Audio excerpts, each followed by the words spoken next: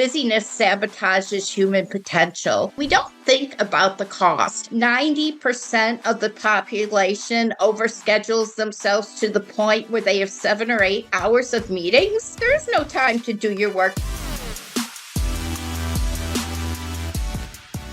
Welcome to the Optimized Workplace. I'm your host, Fran Dean Bishop, where our discussions with influencers, experts, and innovators are helping transform the well-being and sustainability of today's workplaces and spaces. Today, I have the honor and pleasure of welcoming an author, Peggy Sullivan. She's a renowned author, keynote speaker, and corporate performance expert dedicated to eradicating the popular idea that busy is better. I totally love that. Her research, as presented in her proprietary 2023 Busy report, reveals that 78% of the popular don't have time for what's important, and that overpacked schedules are leading to burnout, decreased productivity, and unhappiness. Peggy's book, Beyond Busyness, How to Achieve More by Doing Less, provides actionable strategies and introduces her 3-step busy busting method. I cannot wait to hear more about that, Peggy. This process has helped people achieve peak performance, self-care, and happiness without compromising one for the other. I am so excited about this conversation, Peggy. Welcome to the Optimized Workplace. And thank you for inviting me. I am absolutely thrilled to be here. Well, please break this down for us a little bit. I love the fact that you have done this proprietary study on the Busy report. So tell us a little bit more about that. Well, actually, let's pause. Let's back up a little bit. You are a self-proclaimed overworking addicted person to work. So how did you come at deciding, you know what, I'm going to launch out on my own, start this organization and start this research that's really led to your book? Yeah, I have to say I call myself a busyness addict in recovery. And when I started writing this last book, Beyond Busyness, I really started documenting the price tag that we pay for busyness. And I really started peeling the onion to really understand how busyness affects us in some really non-obvious ways. And it became increasingly clear that it really deteriorates our ability to connect with other human beings, which is really important. It deteriorates our productivity by as much as 40%, which is a lot. We all tend to multitask, and multitasking actually takes us 2.5 times longer than it does to actually focus on one activity. So busyness sabotages human potential.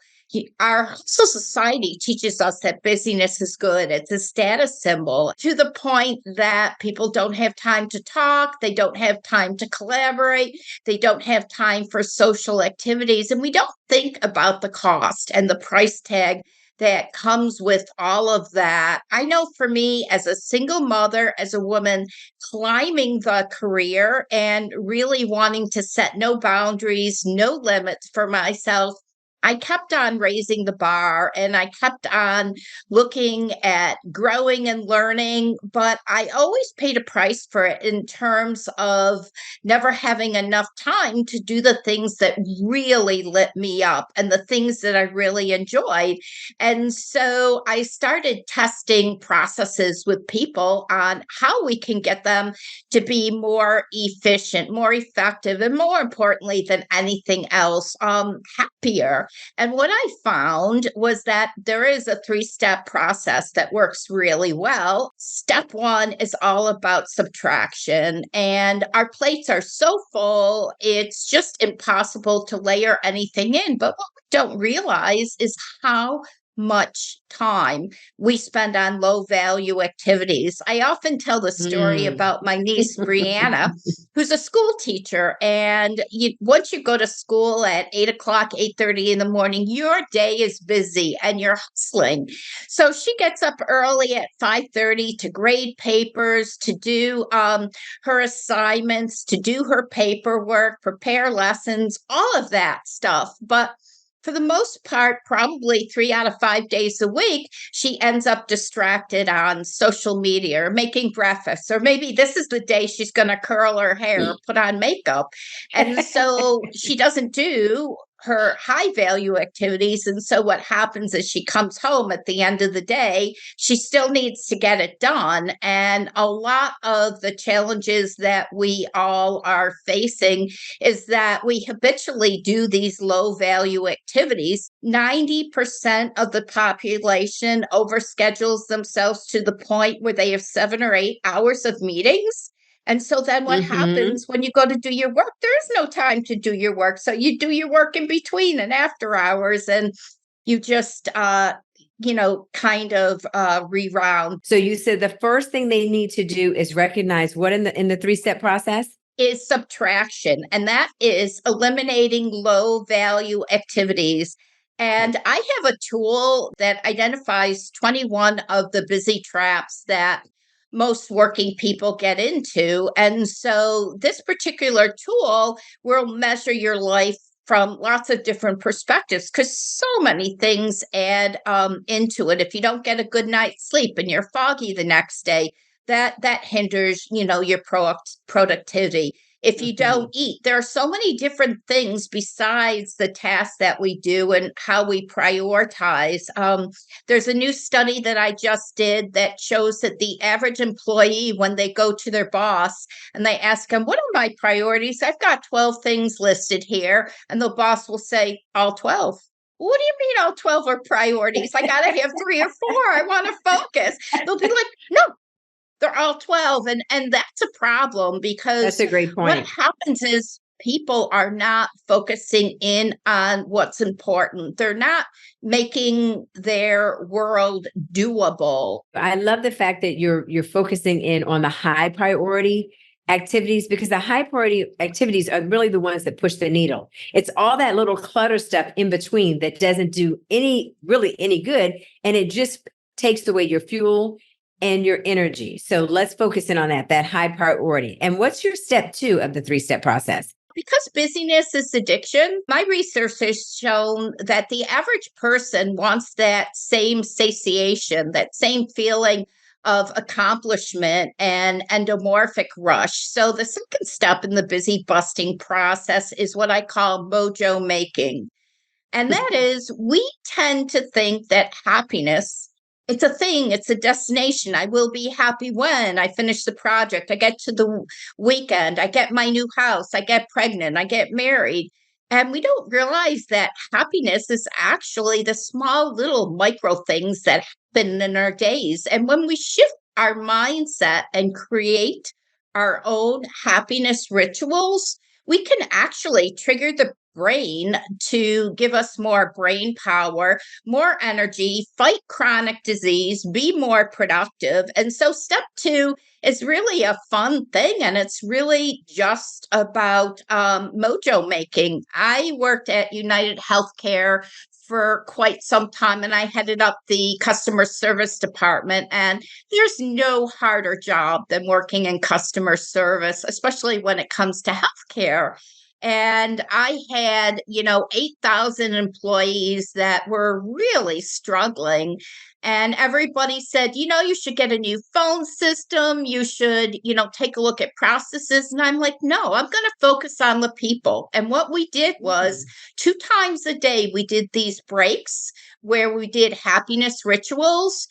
Sometimes we would do dance parties. Sometimes we would make cards for a local nursing home. We would do all sorts of little things. And what would happen is people would get a spike in brain power and Mm. get a spike in energy. Every day I eat a piece of dark chocolate, 3 pieces of dark chocolate, 11 o'clock, no matter where in the world I am. I close my eyes, I eat my chocolate, and I just meditate or count or breathe deep. And the world just seems so much more manageable after that. And there's so many little things It's that so you can powerful. do that take the pressure off and get that endorphins going, so that your brain is really working. You're sharper, you're smarter, you're happier, Yeah. your energy level is happier. So to get those happiness vibes going is really important. And I encourage people to do it for themselves just to create 2 or 3 happiness rituals every single day. I know years ago, one of my first bosses, she always used to love to buy fresh flowers for the office at the beginning of the week. And I've always carried that forward. So I don't always remember to do it, but I always try to get a bouquet of fresh flowers, at least for myself once a month. And they'll stay about, I don't know, 10 to 12 days. And today my husband surprised me with a little bouquet, which was great because he knows that refreshes my day. And I think you're absolutely right, Peggy, that it's just those little nuances that can make the biggest difference in your energy lift and your overall positivity. And that positivity can pay forward fabulously. So tell us what point number 3 is. I can't wait to hear it. And I call point number 3 values vibing. We tend to manage our time through traditional time management, but it's crazy because time management is a $30 billion industry, but yet everybody I know suffers from time poverty. So this whole concept of managing our time doesn't work well. But when you start to manage your values and what's important to you, that's when you get a system so you get to your end of your day not saying, I was busy, good for me, but more, I had a great day. I really aligned with my values. And I speak a lot about values and just the whole concept of values. When I started speaking about them 10 years ago, people would look at me like I was crazy. And I'd ask them, what are your values? And so they pull out their phone and they start to Google their values, or they look at their next door neighbor thinking my next door neighbor must know their values. And, they get trust and other things down. And so it got me curious. So I did a survey of over 12,000 international working people and asked them, what values they had that equated to happiness, success, fulfillment, ending your day feeling like life was good and not looking back like I wanted to do things differently. And I uncovered 4 key values. One is connection.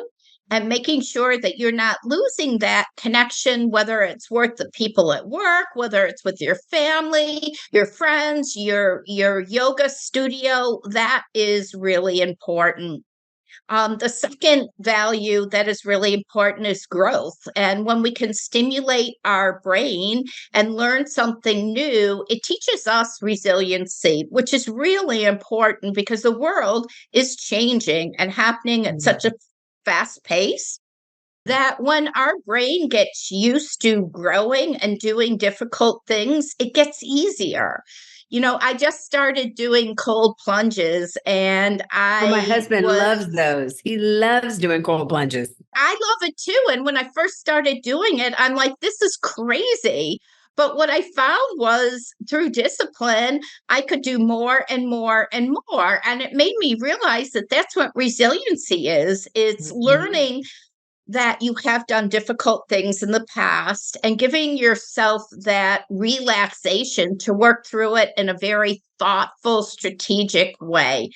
Not to mention, cold plunges really do make your body, it's like it makes your body become a thermal heater for itself. It's amazing how much better your organs function, how much better you sleep. I just tried them for the first time maybe 6 months ago, and I'll try to do it like once a week when I go to my steam room and then gym. And even if you just do it for like 30 seconds, you're absolutely right. It completely changes your brain power, energy, everything. Even your blood flows better. It's wonderful. Yeah, so I really believe in that, and really believe in growth, and then the third value really kind of floats along with that. And it's about energy management. And more importantly, it's about self-care. We all tend to put self-care on the back burner when we're busy. It's just one of those things that we decide, okay, I don't need 8 hours of sleep. I don't need to eat my meals. But all of that stuff compiles up and it makes you less than what you're capable of doing. And it just makes it really hard on yourself, and it makes it prone for illness and working lethargically and all of that good stuff. So really managing our energy and putting self-care on the front burner is the third value. And the fourth value, which is really my favorite and one that I've been stepping into a lot as I get older, is authenticity and just really realizing that I am unique and that's okay.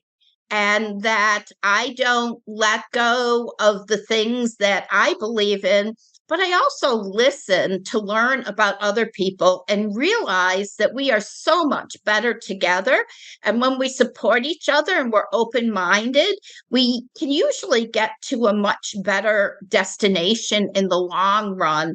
So, this authenticity about, recognizing who you are, what you want, what you need, but also making space for all the people around you and trying to understand why they think what they do or why they behave what they do, because there's so much to be learned in that. So those are the four values: authenticity, growth, connection, and energy Energy management. management. I love it. I love Yeah. it. I'm so curious as I was listening to you speak and having done all these different research papers over the decades that you've been doing this work, what has been the biggest aha to you about the human experience and particularly the employee in these organizations, which sometimes can become like a cog on a wheel? What's been the biggest aha as you go around the country and speaking to different groups? I think with every organization, there may be a little different culture, which leads to a little different thing. But organizations right now are really wanting to level up employee engagement, employee satisfaction.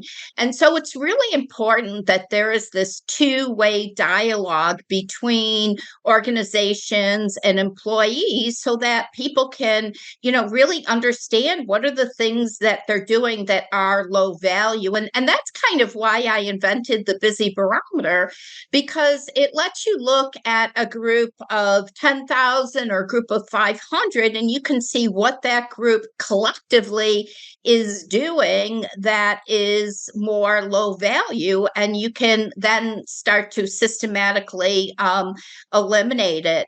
We've gotten into a lot of bad habits since COVID. Too many Mhm. meetings, not enough time for people to actually sit down and do their work. One of the biggest recommendations I always make to everybody is make sure every day you have an hour, at least, maybe 2 hours, to reevaluate your priorities. Things happen and change so fast. What was a priority when you set your priorities may have shifted a little bit. Mhm. And so it's really important to address it, but it's also important to have time to do your work, have time to strategize, have time to plan, to white space think. And those are all the things that we push to the side, really, so we can Trying to check the push through. boxes. Yeah, I But totally checking agree. the boxes isn't, I mean, that's why performance and productivity and growth in most organizations is stagnant. Absolutely. And the reality is, when you work less hours, you're usually more productive. So, this whole thing is counterintuitive. This whole thing that we grew up with, where our parents would told us, if you work hard, you would do well. Well, yes, you need to work smart. And there is a difference between working smart versus working hard. If you take one micro step at a time, eliminate a couple of low value activities, add a couple of happiness rituals. And I always tell people, what I do with the values vibing is I take those four values and I just grade myself, a couple of times a week. How'd I do? And if I find that I'm not doing well on one or the other, I will Mhm. focus the next couple of days. Often my self care will go. I didn't get in my walks. I didn't get in my meals. I didn't get in my sleeping.